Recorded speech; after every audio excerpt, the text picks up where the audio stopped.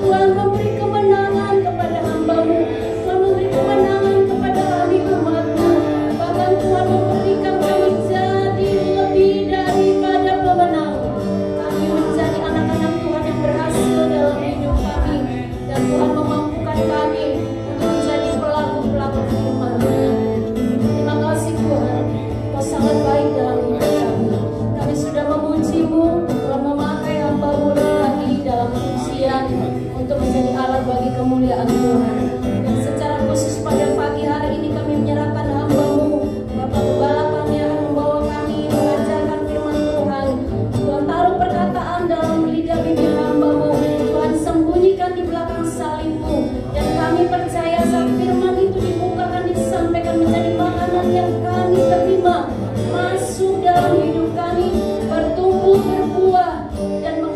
dalam doa yang sedang di hadapan Tuhan. Mampukan kami Roh Kudus untuk menjadi pelaku firman. Kami percaya kalau Tuhan yang berkuasa di tempat ini dalam hidup kami, maka tidak ada satupun yang dapat mencuri firman itu dalam hidup kami. Kuala kami yang dahsyat, kuala kami yang besar, kuala kami yang luar biasa. Saat kami mendengar firman Tuhan diberitakan, Engkau Allah sendiri yang beracara. Segala penyakit sudah disembuhkan, segala apapun menjadi pergumulan kami, Tuhan sudah memberikan jalan keluar oleh perkataan firman. Teruslah ya Roh Kudus bekerja dalam pemberitaan firman, mendampingi hamba-Mu, mendampingi kami semua, memberi pengertian dan memampukan kami berjalan. Dalam nama Tuhan Yesus Kristus, kami siap sambut dengar firman-Mu. Tuhan sudah menguduskan dan menyucikan kami, sehingga kami layak menerima sabda-Mu yang maha mulia. Dalam nama Tuhan Yesus Kristus, kami mengucap syukur dan berterima kasih. Haleluya. Amin. Amin. Hari ini mendengarkan tentang ini ya, surga. Tapi sebelum kita masuk tingkatan, kita belajar dulu. Banyak di luar sana ya berpandangan bahwa surga itu rata. Ya, surga itu rata, itu ya pokoknya surga, nggak perlu tahu ya apa gimana dan bagaimana. Nah, padahal tidak demikian ya. Kita akan bahas dulu apa dasar kita yang mengatakan surga itu punya tingkatan. Nah, di sini kita akan belajar ada lebih kurang 6-7 ayat yang menjadi peneguh, yang menjadi dasar, yang menjadi patokan, yang menjadi pondasi dasar kita supaya kitanya memahami ya. Sayang kan kalau kita tidak memahami surga, karena tujuan orang percaya kemana? Surga. Nah, ke surga, ke sama Tuhan sana. Kalau kita nggak punya tujuan, buat apa? Betul?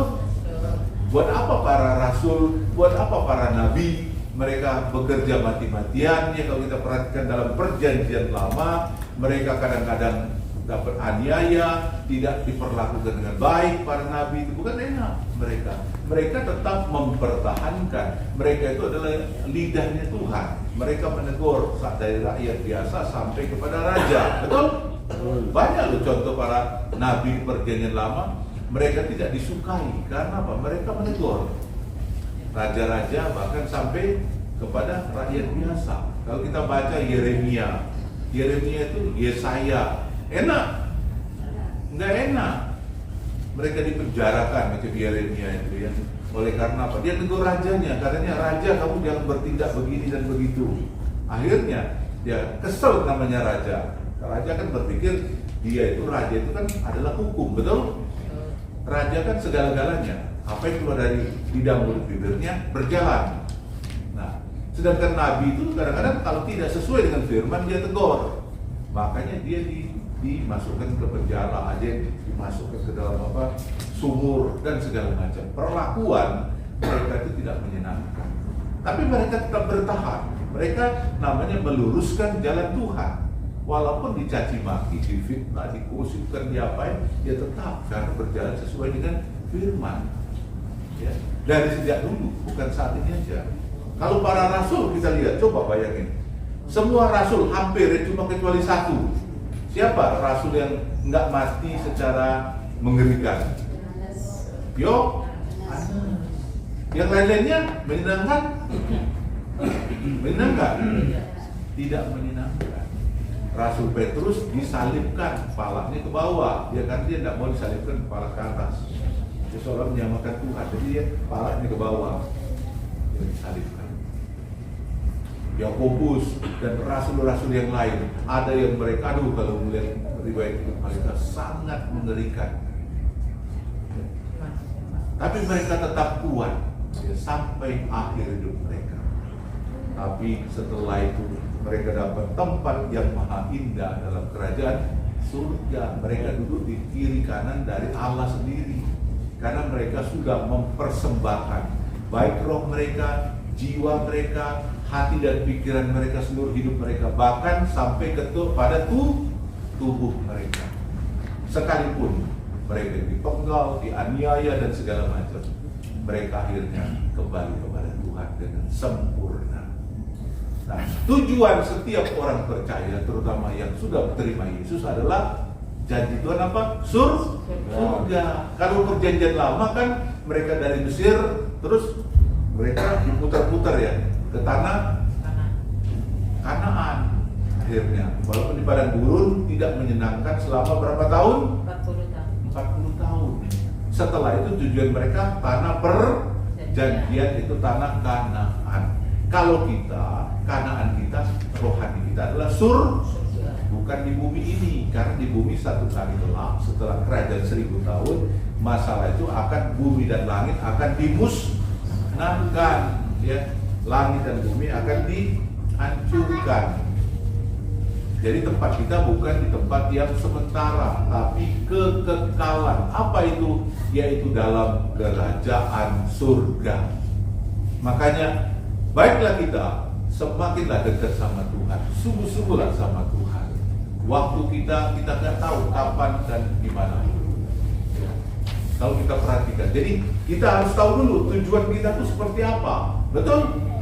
Kalau kita tidak tahu tujuan kita, buat apa dong kita beriman capek-capek? Buat apa kita di dunia ini banyak penderitaan? Rasul Paulus bilang itu, aku dianiaya, aku diapain, bahkan aku hampir mati berapa kali, kapalnya bertenggelam, kemudian dia apalagi penderitaan, kesulitan, bahkan dirajam pakai batu, dia dilempar dan segala macam. Tapi dia tetap teguh, kuat, karena dia tahu setelah itu nanti ada satu tempat tujuan akhir kita, yaitu kerajaan surga.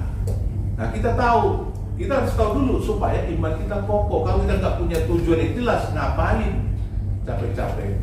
Kita di dunia ini banyak korban, betul? Korban perasaan, korban diejek orang. Pengikut itu ya Tuhan Yesus itu Allahnya 3 katanya. Korban dia apa lagi? Diisolasi orang, korban segala macam korban. Tapi kita jangan pernah mengeluh, jangan pernah berputus asa, jangan pernah bersungut-sungut. Harusnya bertambah semangat, karena tujuan akhir kita adalah surga, tempat Allah. Kita bersama-sama dengan Allah dalam kerajaan yang maha kekal. Karena di surga itu tidak ada lagi penderitaan, tidak ada lagi kesulitan, tidak ada lagi sakit penyakit, tidak ada lagi capek-capek kerja. Ya. Kalau di bumi kan kita harus bekerja, itu akibat ulah siapa? Adam dan Hawa makan buah pengetahuan yang baik dan buruk, atau yang jahat dan baik, sehingga akibatnya manusia harus bekerja keras, laki-lakinya dan ibu-ibunya mengandung 9 bulan dengan kesakitan. Itu akibat. Coba seandainya tidak makan buah itu, tidak seperti itu keadaannya. Ya, sekarang akibat bukan berarti kita mengeluh, tidak. Ada jalan, solusi yang Tuhan berikan dengan luar biasa. Apa itu? Ketika Yesus sudah lahir ke dalam dunia, keselamatan itu kita dapatin, ya, dari Allah sendiri, yaitu Tuhan Yesus Kristus. Kita bahagia bersama Yesus, ya. Walaupun kita tetap harus, memang selamanya masih hidup namanya, ya, tetap bekerja, tetap mencari nafkah, ya.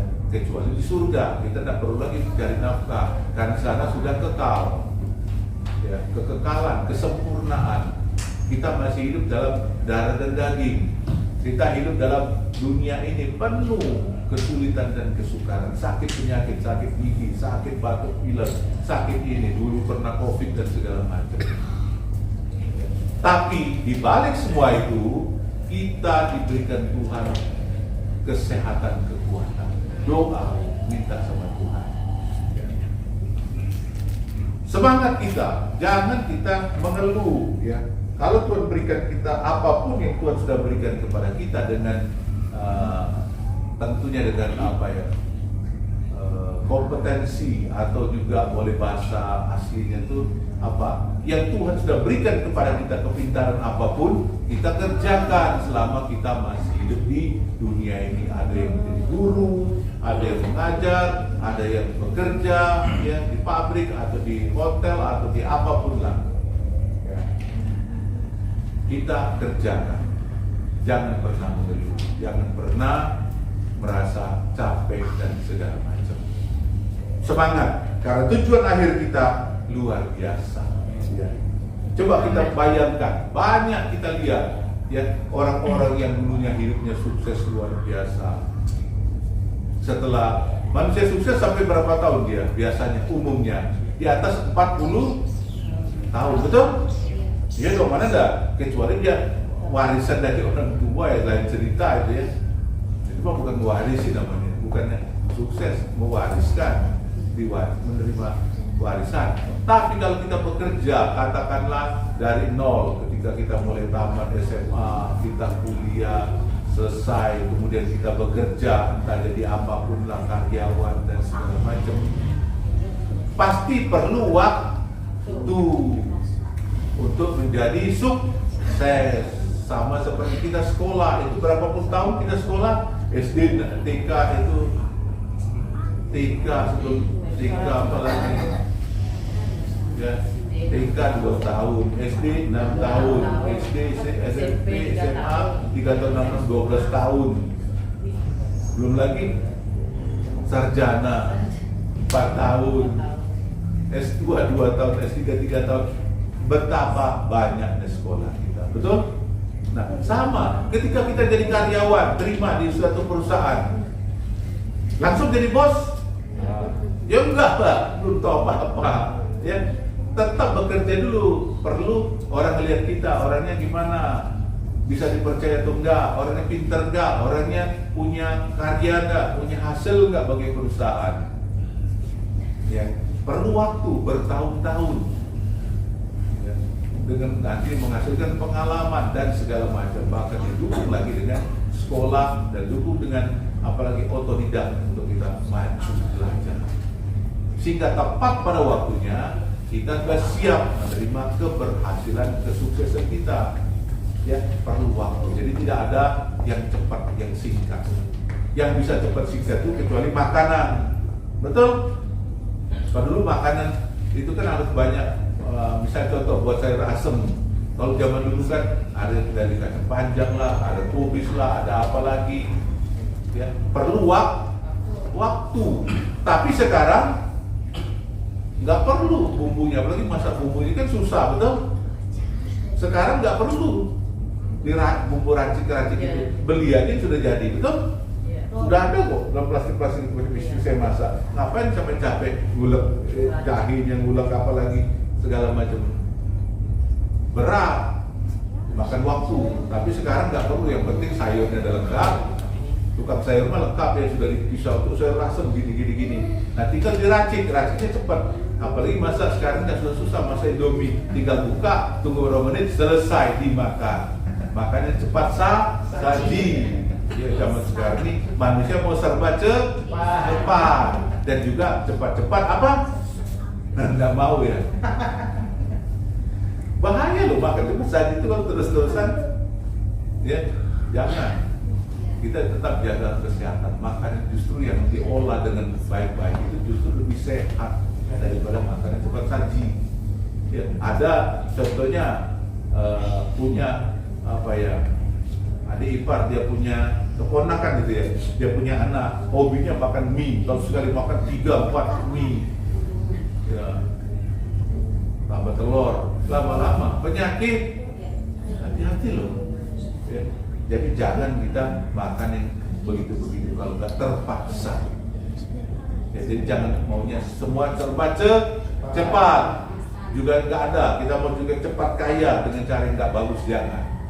Biarlah melalui proses, biasanya akan jauh lebih baik. Orang misalnya contoh, karena sudah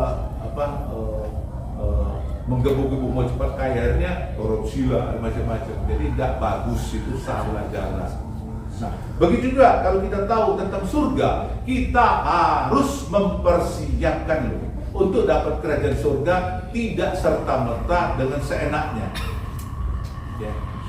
Makanya surga punya tingkatan. Dasarnya kita baca saja. Matius pasal 5 ayat yang ke-19. Apa kata Matius pasal 5 ayat 19.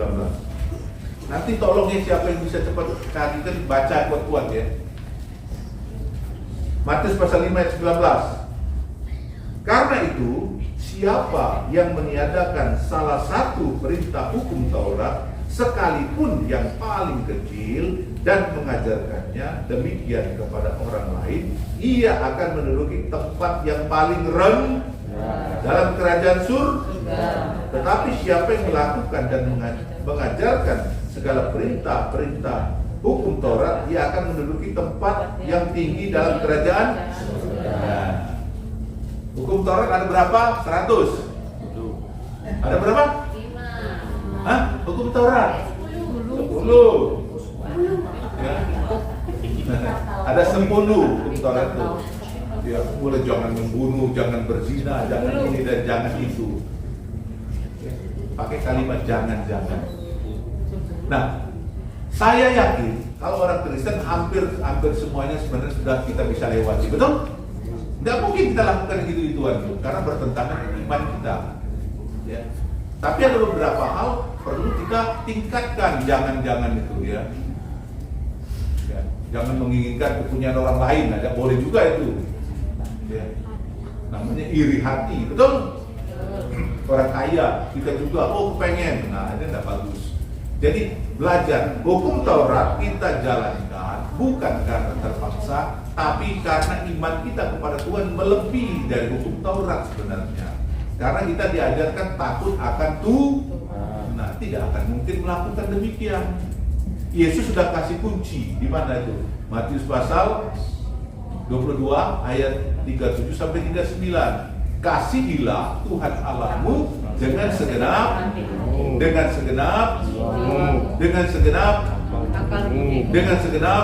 kekuatanmu. Kalau kita sudah mengasihi Allah, tidak mungkin kita melakukan seperti hukum Taurat. Betul nggak? Tidak mungkin. Ngapain? Sudah itu kasihilah sesama manusia sudah sempurna kok. Makanya tempat kita akan menjadi tinggi dalam kerajaan surga. Ya. Nah, coba baca Wahyu pasal ke-22. Wahyu pasal ke-22 ayat yang ke-12. Firman Tuhan katakan dalam Wahyu pasal 22 ayat yang ke-12, sesungguhnya aku datang segera dan aku membawa upahku untuk membalaskan kepada setiap orang menurut Jadi Tuhan datang untuk memberikan upahnya kepada mereka melakukan perbuatan kita selama kita di dunia ini. Ya, jadi, nah, baca lagi. Jadi upah untuk perbuatan. Baca 1 Korintus pasal yang ke-15. 1 Korintus pasal 15. Ya, 1 Korintus pasal 15 ayat yang ke-58. Apa yang Tuhan firmankan? 1 Korintus pasal 15 ayat 58. Karena itu, saudara-saudaraku yang kekasih, berdirilah teguh, jangan goyah, dan giatlah selalu dalam pekerjaan Tuhan.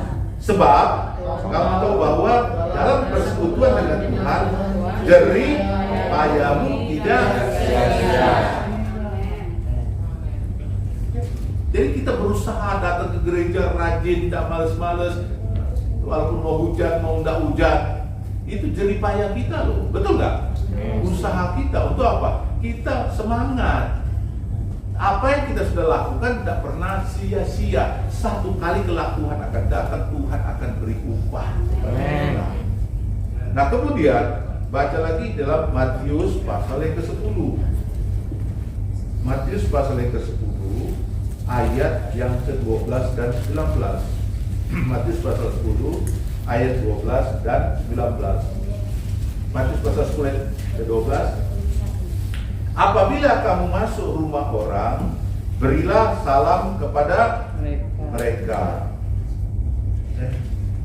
Matius 10 ayat 42, sorry. Matius 10 ayat 42. Matius 10 ayat 42. Yang memberi barang siapa memberi air apa? Sejuk secangkir saja kepada salah seorang yang kecil ini, karena ia muridku, aku berkata kepadamu, sesungguhnya ia tidak akan kehilangan upahnya daripadanya. Upah lagi. Nah, upah lagi, betul? Jadi, apa yang kita perbuat loh? Kepada siapa? Murid Tuhan. Murid Tuhan itu siapa? Hah? Tahu? Definisi murid itu apa sih? Mereka yang mengikuti masternya, gurunya, Tuhannya, Yesus Kristus. Ya, berarti hambanya, betul? Nah, apa yang kita sudah berikan, kita nggak pernah rugi karena cuma ke air loh, segelas, dapat perhitungan dari Tuhan. Dihargai air itu baru. Air satu misalnya katakan cuma segini aja, dihargai oleh Tuhan. Bayangkan, air segelas loh, itu dihargai oleh Allah, dicatat oleh Tuhan, ya, menjadi upah nantinya, dapat upah. Nah, kita baca lagi coba Matius pasal 5, supaya apa? Saya jelaskan dulu supaya kita paham sekali ya, mengerti upah ada apa sebenarnya itu. Matius pasal 5 ayat yang ke-12 dan 19. Matius pasal 12. Matius pasal 5 ayat 12 apa berbunyi? Bersukacitalah dan bergembiralah karena apa? Nah, sebab demikian juga telah di sini ada kata apa? Upah besar. Jadi carilah upah kalau kita mau dapat bahagia di surga. Ya. Nah, kemudian ayat 19-nya, karena itu, siapa yang meniadakan salah satu perintah hukum Taurat, sekalipun yang paling kecil, dan mengajarkan demikian, ayat tadi yang sudah ya, nah itu apa? Dapat tempat yang kecil kalau dia sembarangan, tidak menghargai hukum Taurat. Sebenarnya hukum Taurat itu sudah terlengkapi dalam Matius pasal 22 ayat 37 sampai 39. Kasihilah Tuhan Allahmu dengan segenap roh, jiwa, tubuh, hati dan pikir, akal budi kekuatan kita lengkap dengan sudah. Tambah lagi, kasihlah sesama manusia, sudah lengkap kok. Pasti kita dapat upah yang besar di dalam kerajaan surga. Sebelum berakhir, Lukas pasal 6, apa dikatakan oleh Lukas pasal yang ke-6? Ya. Lukas pasal yang ke-6. Lukas pasal 6 ayat yang ke-23. Lukas pasal 6 ayat 23 berbunyi demikian. Bersuka-citalah pada waktu itu dan bergembira. Sebab apa? Sesungguhnya upahmu besar, karena secara demikian nenek moyang mereka telah memperlakukan para nabi. Jadi mereka yang berbahagia, mereka sudah melayani Tuhan, melayani Tuhan dengan benar. Ya. Murid Tuhan, tapi murid Tuhan loh. Pelayan, kalau pelayan bukan murid Tuhan, bukan murid Tuhan, betul? Sekarang kan banyak ngaku, saya pendeta ini, tapi maaf kata, saya bukan penghakim ini. Kita tidak berkenan kepada Tuhan, bukan murid Tuhan namanya, betul? Salah. Nah ini kadang-kadang jadi motivasi, ini yang jadi repot. Ya, tidak boleh. Kita tidak boleh di hadapan Tuhan. Memang bisa aja orang nipu diri dengan kalau mata jasmani kita tidak melihat, tapi mata rohani kita tembus dalam roh, sudah bisa bohongin. Ya, tidak bisa kita bohongin. Tuhan lihat ke hati dan pikiran kita. Kita layak nggak, berkenan nggak kepada Tuhan? Karena banyak ya, motivasi tidak bagus. Kalau itu, nyebut nama Tuhan, kuat terus. Oh, haleluya, ini kelakuan alamat. Macam dipuji-puja, tak tahunya tak karu-karuan. Nah itu sedih. Kita sungguh-sungguh sama Tuhan, malah kita hancur-hancuran dibuat. Tapi nggak usah bersusah payah, karena upah kita besar kok dalam kerajaan surga. Ya. Jadi kita sungguh sama Tuhan. Tidak usah berkecil hati, semangat dalam Tuhan. Amin. Kemudian yang terakhir, Ibrani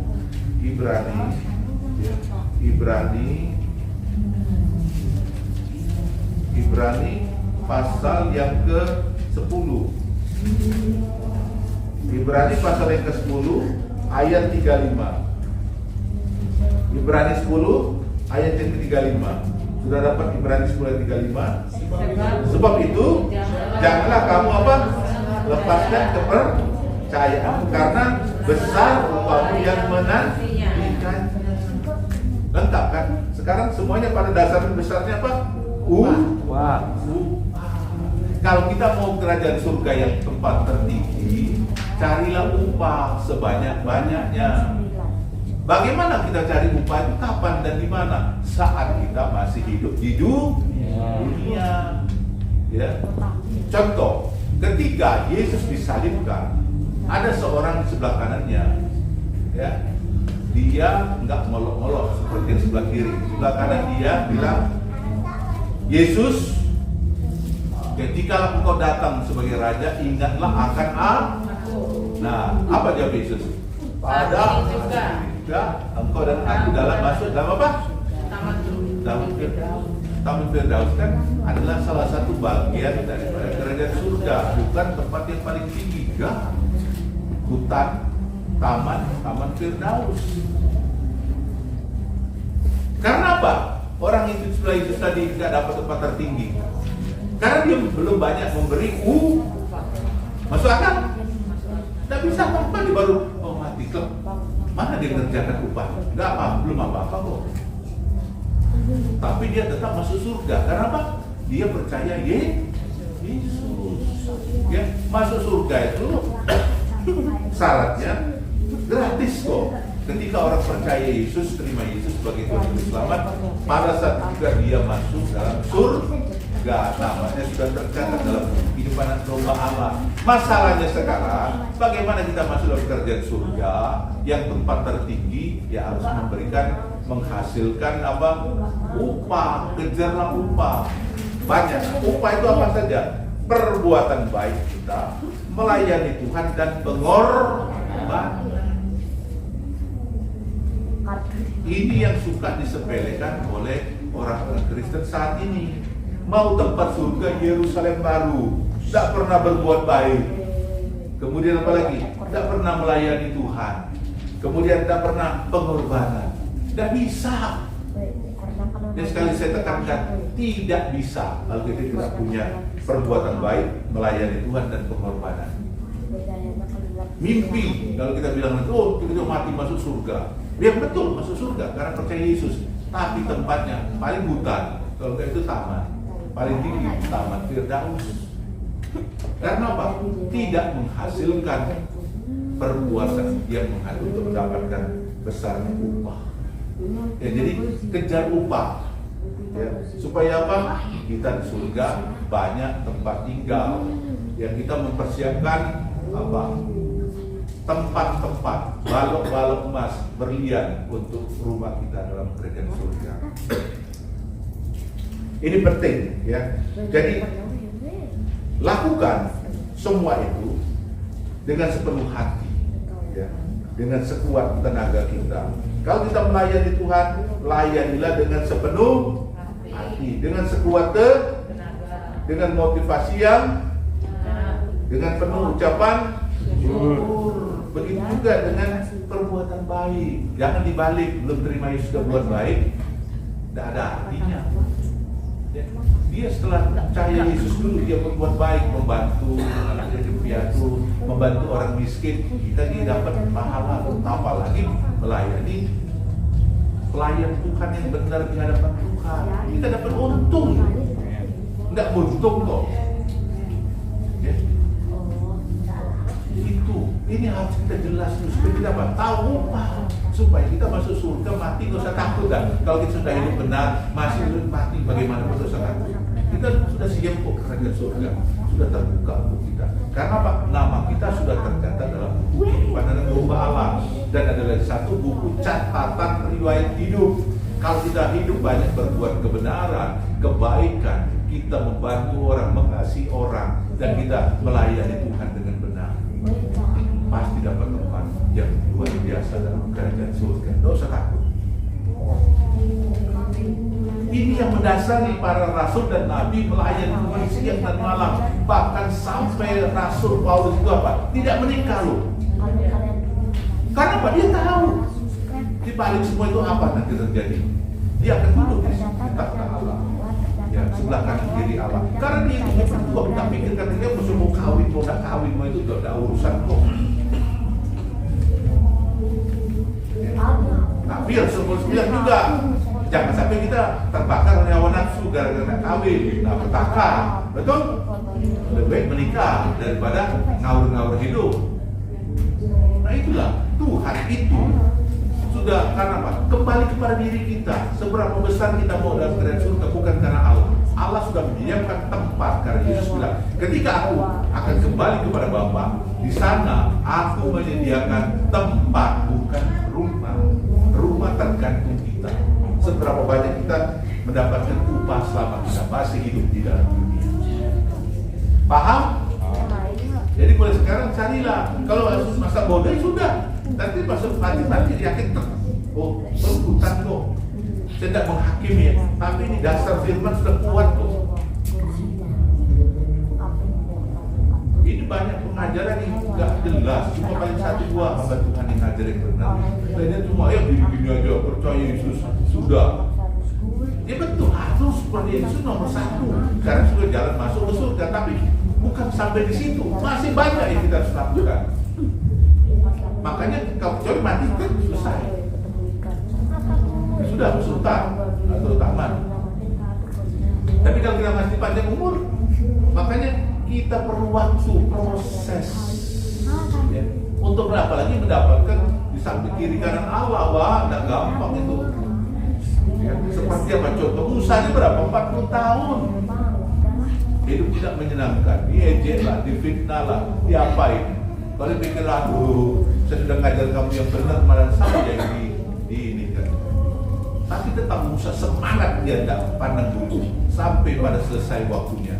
Dia sekarang sudah di sebelah kanan kiri Allah. Abraham sama, ya.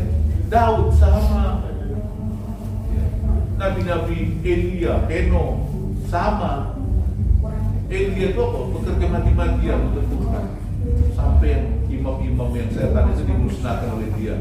Sampai Isabel marah, kamu akan dimusnahkan juga. Sampai di akhirnya dia dibawa Tuhan hidup dalam kerajaan surga. Ya. Nah ini, jadi betapa luar biasanya Allah bekerja. Kembali kepada diri kita sendiri. Jadi motivasilah dirimu. Tidak bisa doakan, Pak Pendeta doakan saya spesial iya. Dari mana? Tidak ada doa yang begitu ya. Itu kembali diri kita sendiri. Contoh sekolah SD, SMP, SMA, S1, S2, S3 disiapkan. Ya mau sekolah, ya terserah. Yang tidak sekolah sudah, betul Bu Dewi. Masa dipaksa tertarik? Kamu sekolah di sini. Yang enggak lah. Anda seperti itu, kembali diri kita sendiri. Mau sekolah, ya sekolah. Tidak sekolah, urusanmu nanti kamu yang susah juga. Nah, itu kembali apa? Diri kita sendiri. Ingat itu. Ya, jadi kalau saya di hutan, itu pilihanmu sendiri. Firman sudah sampai, saya selalu jelaskan dari hari ke hari, dari minggu ke minggu. Dibukakan rahasia-rahasia firman. Tidak dilakukan juga, tidak tahu dah. Kalau Tuhan lebih Memang dasar mau masuk hutan tuh. Itu pelajaran mereka yang suka belajar THR. Ya. Belajarlah. Kalau kita mau benar-benar dapat yang terbaik, kita harus lakukan apa tadi? Kejar upah, perbuatan baik, melayani Tuhan, pengorbanan, melayani Tuhan itu tidak harus jadi pendeta, harus penginjil, enggak kok. Bisa pemain musik, bisa menyanyi, bisa apa, kolektan, ya, bisa bersihkan gereja dan segala macam. Itu sama aja melayani Tuhan, bersaksi bagi teman-teman, bagi keluarganya, itu sama juga melayani Tuhan.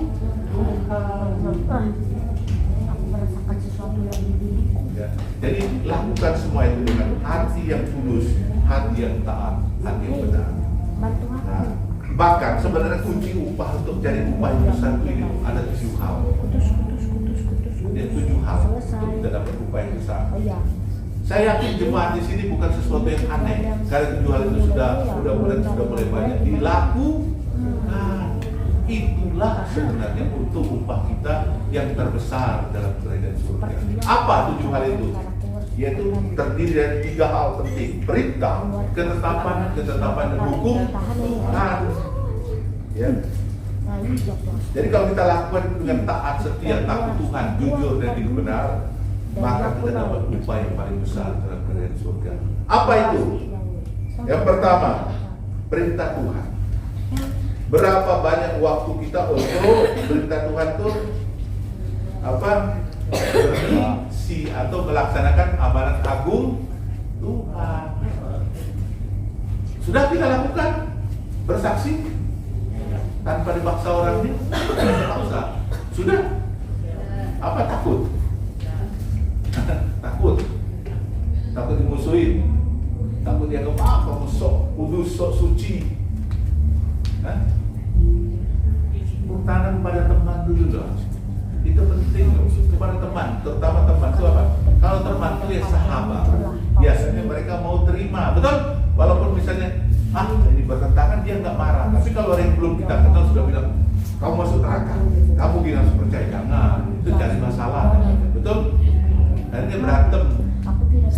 Karena pengalaman teman saya waktu di Bandung dulu ya, ada seorang kebetulan kata dia orang Batak, semua nggak. Wah, dari Undiknas atau apa itu, sebuah tentang pendidikan. Saya melayani Tuhan. Bagaimana cara menginjilin orang? Saya datang ikut kelenteng, ya kepada biksu-biksu itu. Wah, kamu masuk neraka, wah salah total itu.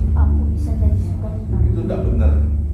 Bukan cara seperti itu kita melaksanakan amanat agung Tuhan. Itu dengan cara apa? Pendekatan. Pertama dulu orang-orang yang kita kenal baik.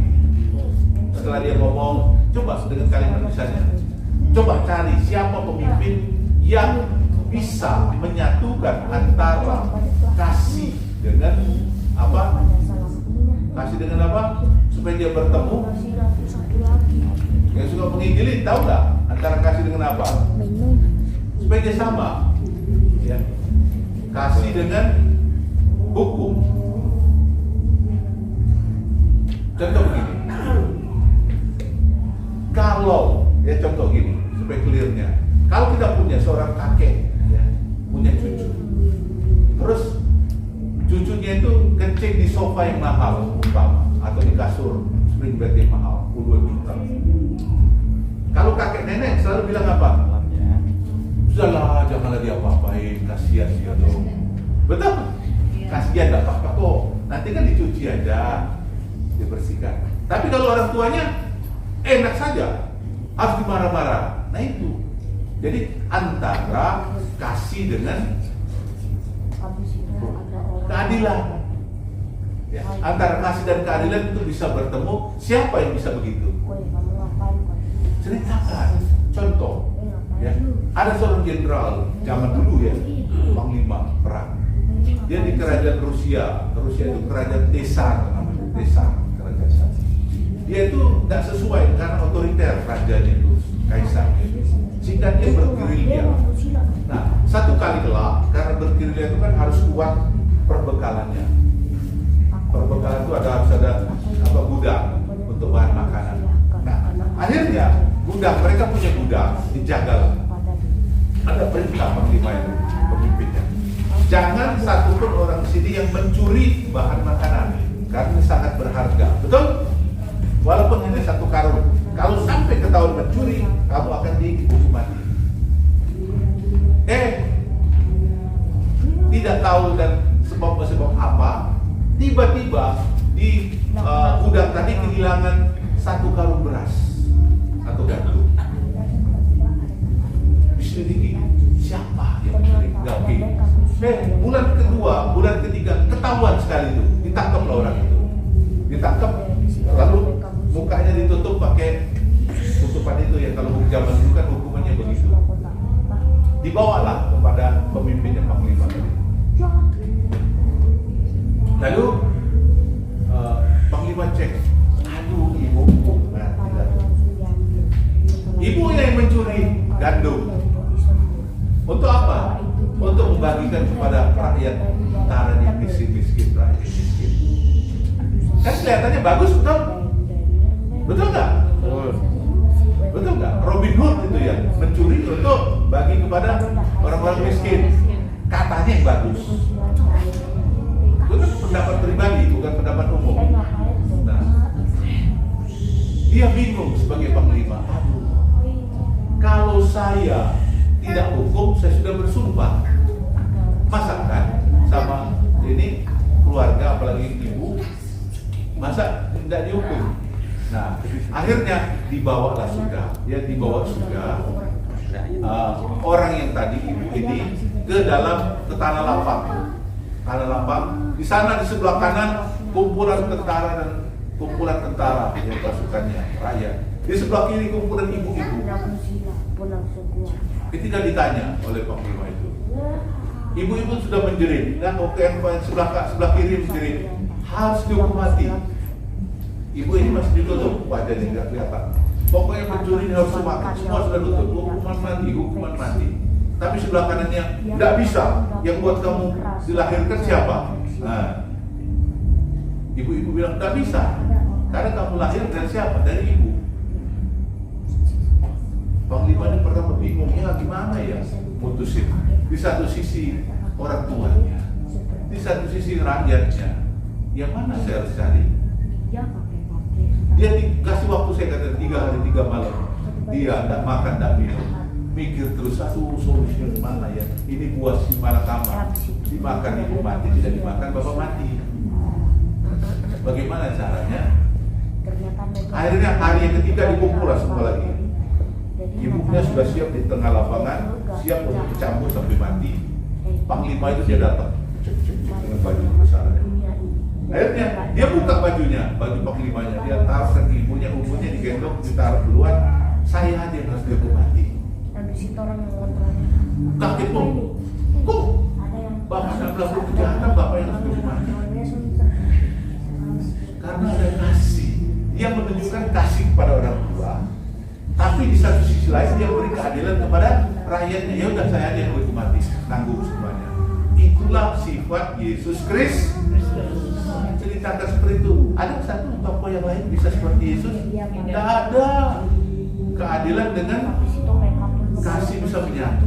Tidak ada. Cari tokoh-tokohnya. Saya bukan mengecilkan siapa ini tokoh seperti itu. Tidak ada. Saya pernah berdebat dengan beberapa tokoh-tokoh itu yang agama lain. Mereka bisa ngomong kok. Dan langsung ada. Jadi hanya Tuhan Yesus Kristus, dia tidak berdosa, tidak melakukan kejahatan, tidak melakukan dosa, tapi dia mau harus menanggung dosa seluruh umat manusia. Ya udah, dia penggantinya. Akhirnya dia disalibkan, mau tidak mau, dia harus mati, tanggung seluruh dosa umat manusia. Makanya ketika Yesus mau terakhir, Eli, Eli, lama sabachthani. Allah, mengapa engkau meninggalkan? Karena dia merasa ditinggalkan Allah. Allah dan pada saat itu dia bingung, aduh, bagaimana lagi, sudah ada sesuatu itu untuk keselamatan manusia, korbankan Yesus. Yesuslah harus korban sebagai Allah, sebagai Tuhan. Digenapi, selesaikan, berbuat keadilan, umat manusia selamat, membuat kasih. Dia dikasih oleh Allah sehingga setiap nama akan mengaku bahwa Yesus sebagai Tuhan dan Juru Selamat. Makanya kita pisahkan seperti itu, memulai amanat agung penginjilan. Kan simpel, bisa cerita begitu. Kalau sudah kita ngomongin, tidak bisa yang lain bantah. Karena tidak ada tokoh-tokoh apapun. Tapi kalau kita cerita Yesus saya gini, ya bisa kok, yang lain juga bisa kok. Nah, kalau cuma cara itu, jadi kita harus bijaksana dan cerdas supaya banyak jiwa diselamatkan. Nah, kemudian yang kedua, Ya, ketetapan Tuhan. Itu ada beberapa ketetapan Tuhan itu kita harus kerjakan. Apa itu supaya dapat upah yang banyak? Jadi berapa banyak waktu untuk kita bermisi ya? Masalah orang bertobat nggak bertobat itu bukan urusan kita, betul? Pekerjaan roh. Jadi kita bisa target seluruh kita langsung injilin 100 orang. Berkebun 100 bertobat. Bukan itu. Tuhan tidak hitung jumlahnya loh. Ya, bukan jumlah loh. Tapi usaha kita. Apalagi pengorbanan kita, waktu kita, uang kita untuk bekerja. Itu dihargai oleh Allah sebagai upah. Yang kedua, ketetapan Tuhan. Berapa banyak waktu kita untuk menyembah memuji Tuhan? Ada upah itu loh. Ya. Jadi orang tidak pernah menyembah Tuhan, dikit upahnya. Orang tidak pernah berdoa, dikit upahnya. Mulai sekarang jangan berdoa, jangan menyembah. Siap-siap aja masuk hutang. Ya. Orang anak Tuhan, orang Kristen banyak menyembah.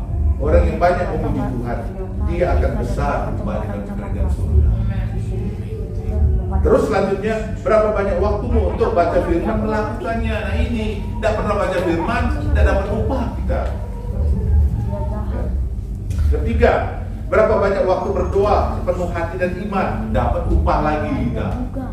Kemudian, berapa banyak waktumu melakukan pekerjaan Tuhan, bantu-bantu apa yang kita bantu, dapat upah lagi. Setia dan taat melakukan persepuluhan, dapat upah lagi, baik di dunia maupun di surga. Yang keenam, hukum Tuhan, kasihlah Tuhan Allahmu dengan segenap roti buat Tuhan dan kekuatan kita, dapat upah lagi. Jadi upah kita besar dalam kerajaan surga. Kalau kita semua sudah bisa lakukan 7 hal perintah ketetapan Tuhan ini, kewajiban kita kepada Allah, ya, dengan hati yang tulus, ya, hati yang taat, hati yang jujur, hati yang setia, Yerusalem baru pasti kita dapat. Saya yakin pasti Yerusalem baru. Bukan seperti yang dinyanyikan pas orang Kristen mati atau apa orang mengerjakan Tuhan ngerjain. Oh Yerusalem, kita nyanyikan Yerusalem. Mimpi. Gak tau dia pergi ke Yerusalem, dia di bawah rohnya. Saya cek tuh, saya penasaran. Minta Tuhan, tolong Tuhan. Sebenarnya benar nggak ini ya Bapak? Karena begitu aku minta maaf Tuhan, bukan aku ngetes ini Tuhan, tapi untuk tahu benar nggak ini kebenaran itu. Tentunya itu Tuhan suruh lain. Bukan Yerusalem ya, hati-hati. Tentunya itu ketika kita minta supaya apa? Dibuktikan dasar kebenaran firman itu Tuhan kasih ketika kita hidup dalam kebenaran Tuhan. Jadi saya akan bukakan satu sikap dan rahasia kebenaran firman. Ayo lakukan, jangan dibiarkan. Kejarlah upah supaya apa? Kita dapat 7 upah tadi yang terbesar itu kita sudah lakukan pasti dalam kerajaan surga Yerusalem baru. Di sana siap rumah-rumah istana dari emas, dari berlian, tergantung dengan upah kita selama kita masih hidup di dalam dunia. Ya. Kejarlah, masih banyak waktu kita untuk meraihnya sebelum kita terlambat. Waktu Tuhan sudah singkat, kita nggak tahu di tahun 2004 ke depan dia kemana dan gimana. Ya. Dunia ini bagaimana dan bagaimana. Kalau kita sudah perhatikan perkembangan dunia, semakin hari semakin aduan. Kasihan dunia ini sudah rusak. Tinggal tunggu waktunya aja. Jadi sungguh-sungguhlah kepada Tuhan, lakukan 7 hal untuk meraih upah yang besar dalam kerajaan surga. Ya, firman Tuhan hari ini kita sudah berbicara tentang upah untuk mendapatkan upah dalam kerajaan surga yang terindah, yaitu Yerusalem baru. Kejar, lakukan. Jangan sampai kita dapat di hutan atau di taman. Ya, puji Tuhan, kiranya Tuhan memberkati. Saya kembalikan pada pujian atau guru balas.